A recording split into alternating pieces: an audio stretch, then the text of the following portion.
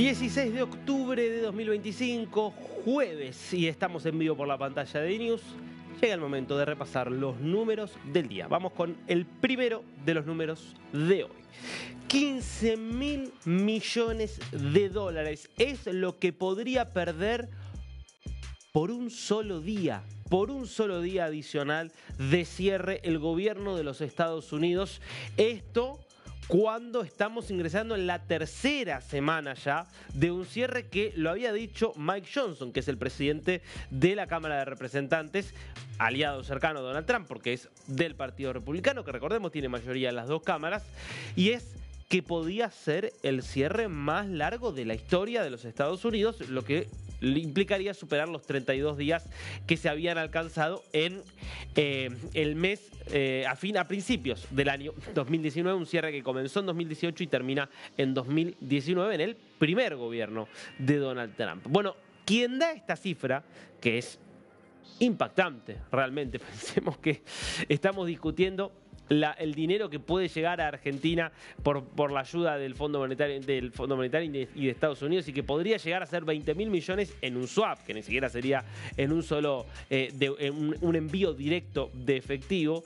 Y acá lo que estamos viendo es que lo que está diciendo Scott Bessent, justamente, que es el secretario de Tesoro y que es el que está ayudando a la Argentina, y es que en un solo día se podrían esfumar 15.000 millones de dólares. Escuchemos al titular del Tesoro estadounidense.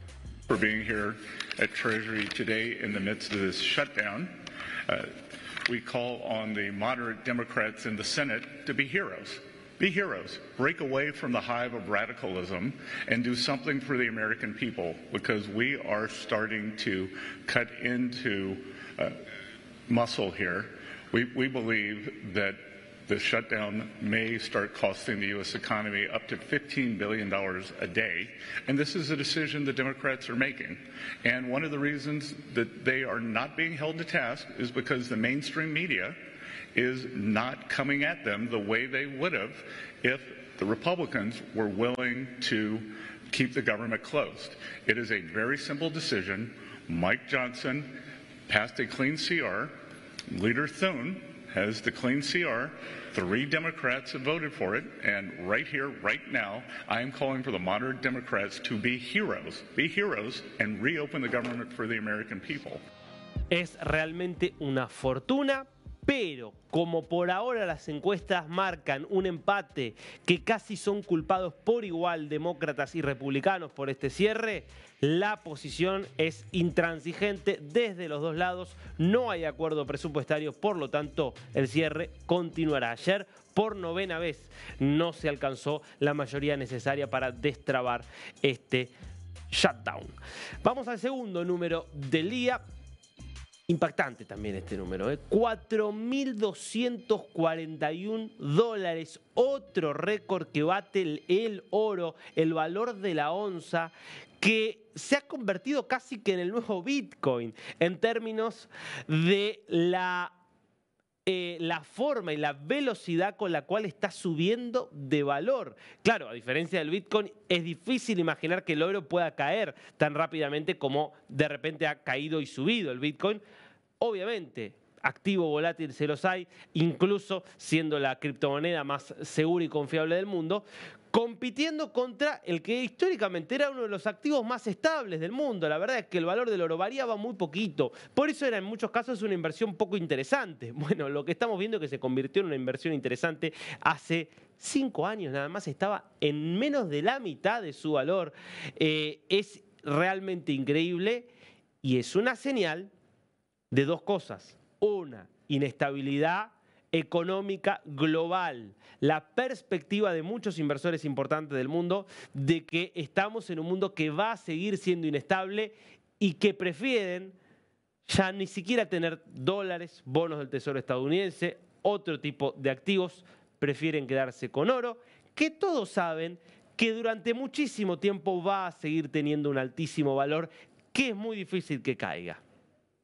La segunda razón, directamente relacionada con esta, es una debilidad creciente del dólar estadounidense. Porque lo que estamos viendo detrás de esto es que muchos bancos centrales del mundo, por ejemplo, deciden desprenderse de algunos dólares, desprenderse de algunos bonos del Tesoro y reemplazarlo por oro el lingote directamente. Y esto tiene que ver básicamente con que se ve la debilidad comercial de Estados Unidos frente a China y cómo esta guerra comercial que está llevando adelante Donald Trump por ahora no despierta demasiado optimismo sobre lo que pueda pasar a futuro. Por eso cada vez más están pensando, me parece que el dólar no es el futuro.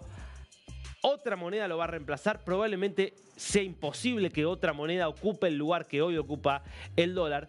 Por eso, en el mientras tanto, vamos todos a lo seguro, vamos al oro, que sigue subiendo de valor.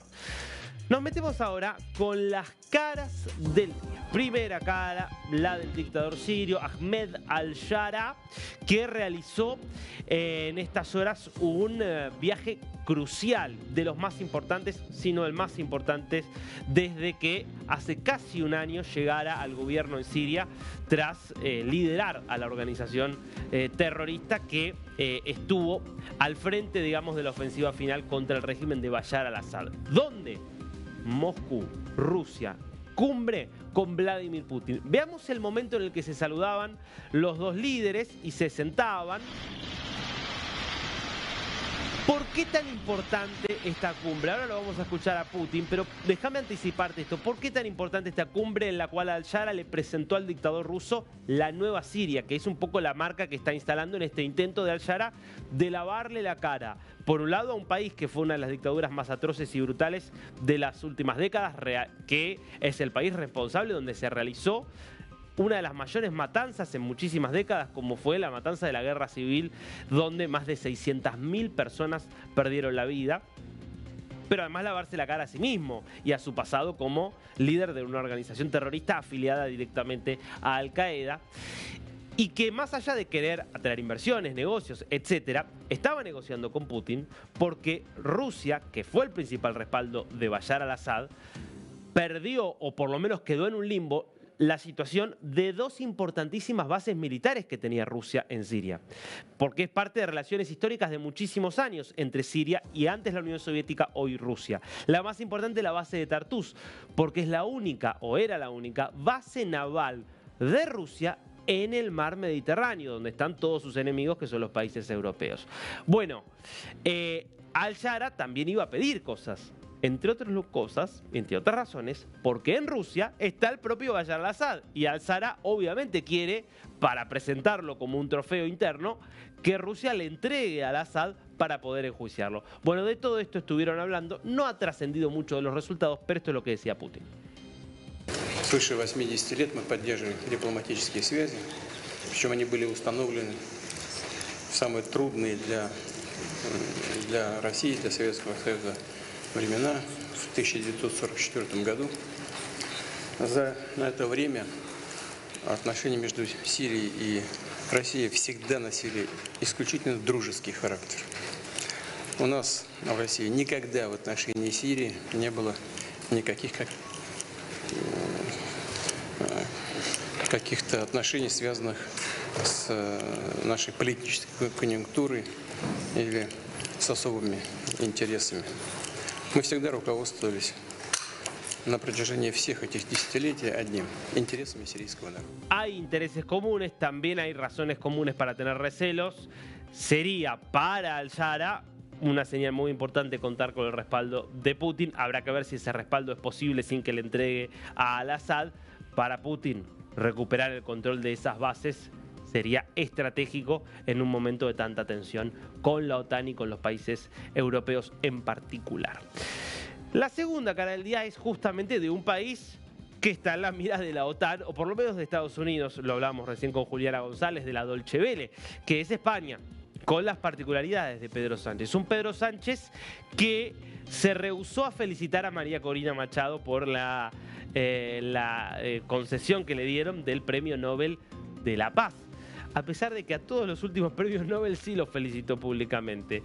Bueno, esto es parte obviamente de una alianza tácita, bastante explícita, aunque no se proclama públicamente, entre Pedro Sánchez y el régimen de Nicolás Maduro. Sí, formalmente Sánchez no reconoce los resultados, dice que Maduro es muy malo y todas estas cuestiones, pero por lo bajo hay un apoyo muy claro que se sostiene desde hace mucho tiempo, sobre todo en la figura de un actor clave para ambos, tanto para Sánchez como para Maduro, que es José Luis Rodríguez Zapatero.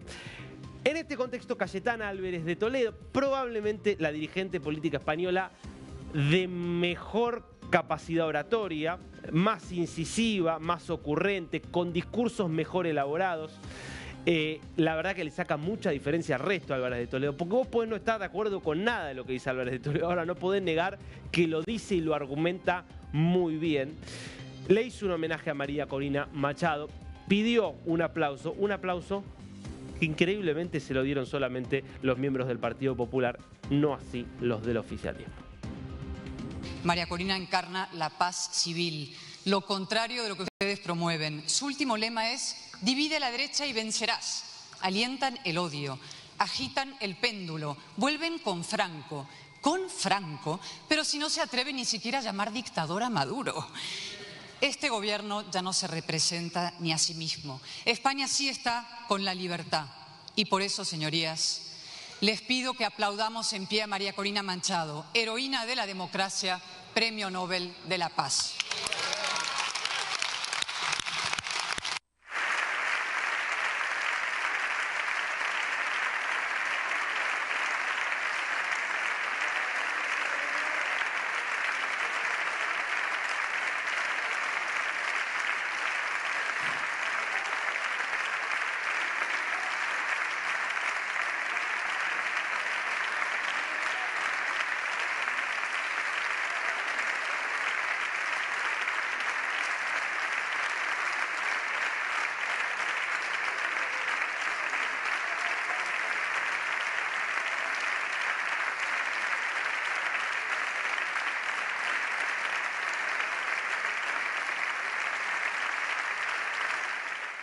Los que se paraban a aplaudir en el hemiciclo del Congreso de los Diputados eran efectivamente los miembros del Partido Popular.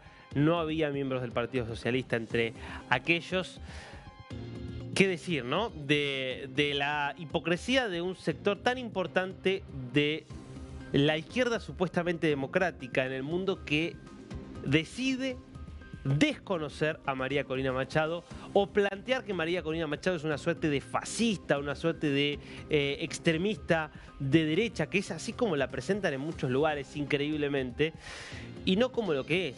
Que la verdad que ¿quién le importa si tiene una posición u otra en materia económica, si tiene una posición más liberal o más conservadora en materia moral? ¿Qué importa? Es la líder que está luchando contra una tiranía atroz, asesina como es la de Nicolás Maduro, y es la única que se está animando y que se sigue animando a enfrentarla, poniendo su cuerpo, exponiendo a su familia y con el reconocimiento abrumador y categórico de la población venezolana.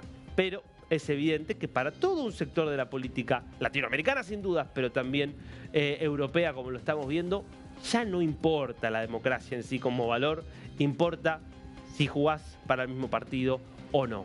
Después, si en el medio te llevaste puesta la democracia, otro problema será.